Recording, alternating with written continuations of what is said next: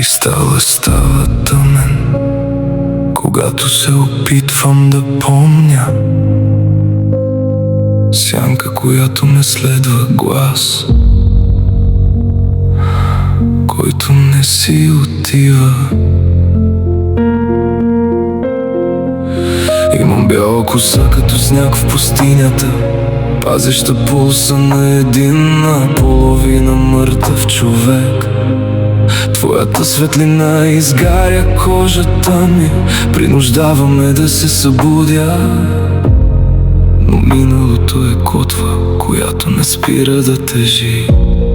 Не търси топлина в моите железни ръце. Аз съм господар на бездната и на всяка своя грешка. Ако се доближа твърде много, студът ще те достигне. И тази любов е рана, която не знае как да заздраве.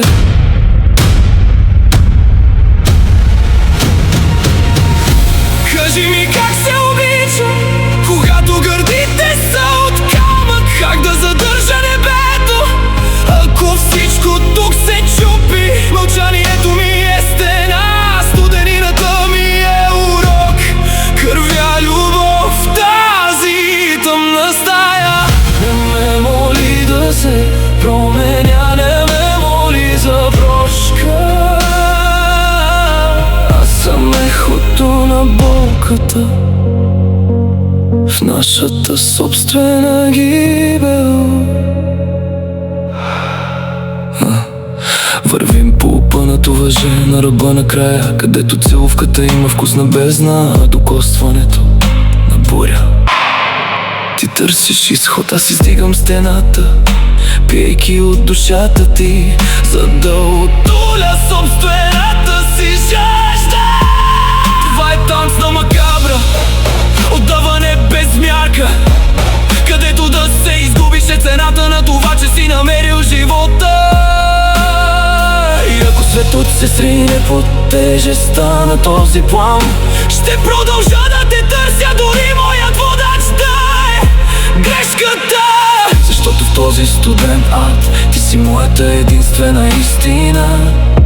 Роб на очите ти, затворник на тази самота. Кажи ми как се обича, когато гърдите са от камък. Как да задържа небето, ако всичко тук се чупи. Мълчанието ми е стена, студенината ми е урок. Кървя любов в тази тъмна стая. Не гледай така, че бялото на косата ми е само следа от бягството ми. Аз съм чудовището, от което се страхуваш, и го знам. Това е природата ми. Ще те накарам да изкървиш всяка капка любов, която ми даде. Но ме чуй добре, никога няма да те пусна, дори и да те завладее най-дълбокия страх. Обичам те толкова много, с тази дива ярост, че ще те разкъсам на парчета само за себе си.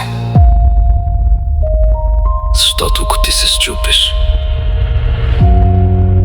и аз се превръщам на трески. Аз съм твоята гибел, но треперя, когато те докосна. Толкова опасен, толкова крехък,